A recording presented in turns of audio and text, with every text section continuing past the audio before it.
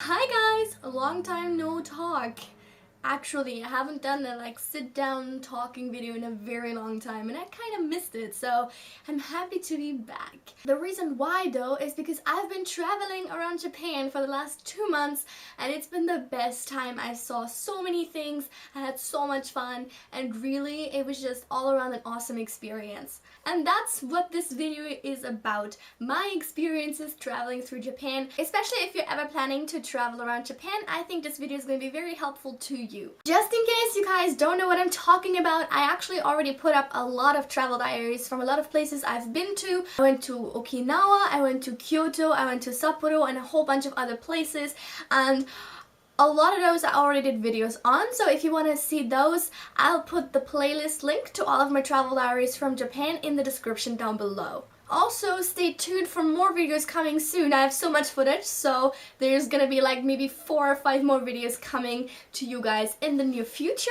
So click that subscribe button if you want to see more about my travels around Japan. So without further ado, let's jump right into the video.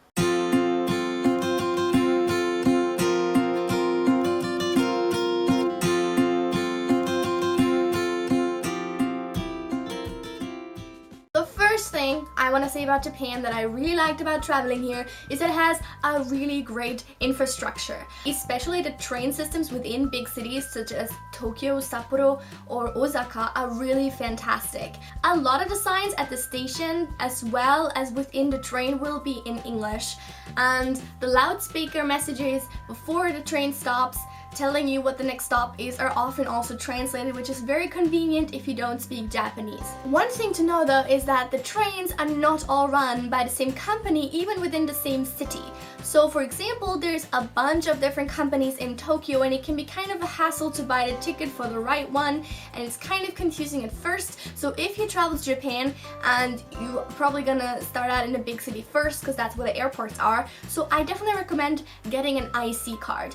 There are a whole bunch of different kinds depending on the region where you buy them at, but as of a few years ago, they've all been made compatible with each other to a very large degree, so you don't have to buy a new IC card every place you visit. Just as an example, this is what mine looks like. This is the Pasmo card. There are 2 different kinds available in Tokyo, the Pasmo and the Suica, and basically you just charge this card at any station and then you just swipe it at the IC reader whenever you enter or leave a station, and there you go. It's as simple as that. You actually get a little bit of a discount if you use this card instead of buying the actual ticket, so there's another bonus for you. These cards obviously can't be used in all of Japan, just in some major cities, and also not on the trains between those areas because obviously they're not covered by the system. There are a few different options for traveling in Japan. One of the most commonly used options is probably the Shinkansen, which is a very fast train that you can take to a lot of important locations. But the downside to that is that it's very expensive. When me and my boyfriend were traveling, we actually decided to go by plane instead because domestic flights are, first of all, not a hassle at all. They're so chill, they don't really care. It's not the same as flying internationally. I think this was my first domestic flight experience and it was so chill the entire time. I loved it a lot. You can probably get away with just using hand luggage if you don't plan to stay for a very long time, or if there's more of you, maybe just check one bag and put all your stuff together in it collectively and you're gonna be fine. So for these trips that we took in February and March, we actually decided to fly everywhere because first of all it was quicker and also it was a lot cheaper. So maybe if you wanna forgo on the beautiful countryside that you can probably see when taking a Shinkansen and you want to be more on the cheaper side when traveling, I recommend just checking out some domestic flight options there. Another thing when traveling is you're obviously gonna need a place to stay, and obviously there's a lot of hotels around Japan, but they're a little bit expensive sometimes. At least for us, they were too expensive, so we decided to go with Airbnb instead. If you've never heard of it, it's basically a site where you can search for a certain location and a time frame where you want to visit, and it'll just give you a whole bunch of people renting out different accommodation types that you can basically rent on the cheap. So there are 3 types of accommodations that you can rent. You can either get a shared room with somebody, so maybe somebody just has a bed to offer. You can get a private room in somebody else's flat or house, or you can rent out an entire structure, so it might be a house, a flat, depending on the location. Airbnb is actually not just available in Japan. I think it says on the website it's available in over 190 countries, so that's pretty amazing, and I recommend using it wherever you go. We've used it for this entire trip. We always rented out a whole flat because there's 2 of us, so we could split the cost anyway, because it's just the cost is for the place. So even if there's like 10 of you, maybe it'll say on the website how many people can be admitted into that place, but it won't be more expensive, at least. So that's pretty cool. You can also decide the price range, and then you will contact the people via Airbnb. You pay by the site, so you don't have to give them your credit card details or anything like that. So it's a very safe way to travel. You can also read their reviews. They will have a profile on their site where they will tell you what kind of amenities are offered there and things like that.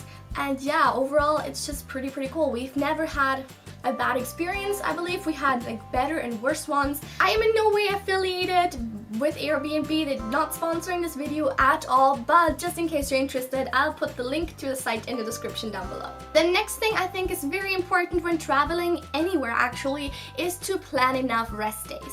I know, especially if you're on a budget and you want to make most of the time that you have, you're only there for maybe a few weeks, a few days, you want to make the most of it and see everything, but honestly you also have to consider that you're human and that you can't do everything in a very short amount of time. Plan enough rest days, definitely. We didn't really do that, especially when we were staying in Osaka. We were staying there for 5 days and then did day trips to nearby areas such as Nara and Kyoto and Kobe and Himeji, and it was amazing, but honestly we didn't have a single day of rest in those 5 days, and then there was also traveling, there and back and everything, and it was so crazily tiring. Honestly, don't do that.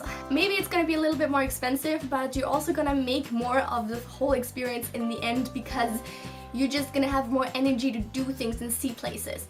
And you're also gonna be able to just absorb things more easily. Always plan for a rest. That's the most important thing. Also, as I just said, I really recommend doing this day trip kind of thing. So if you can find a central area if you want to travel to, such as we did, Osaka, I think is a very good option because it also has an airport. So we just flew to Osaka and stayed there for all of the nights, and then just did these day trips, as I said before. The train connections from Osaka to all of the surrounding areas I just mentioned are actually really awesome, very quick, and you can pay for all of them with your IC card. Don't need a Shinkansen, don't need anything, just take the normal trains and you'll be fine. So it's fast, it's cheap, and you can be in the same place. You can store your luggage and your stuff in one place. You always have a place to come home to. You don't need to carry heavy stuff wherever you go and then check in and check out and all that sort of thing. That also takes a lot of time, so I really recommend finding a central focal point if you want to see more of the area and then just do the day trip thing. And the last thing I want to talk about is something that's also always very important when traveling.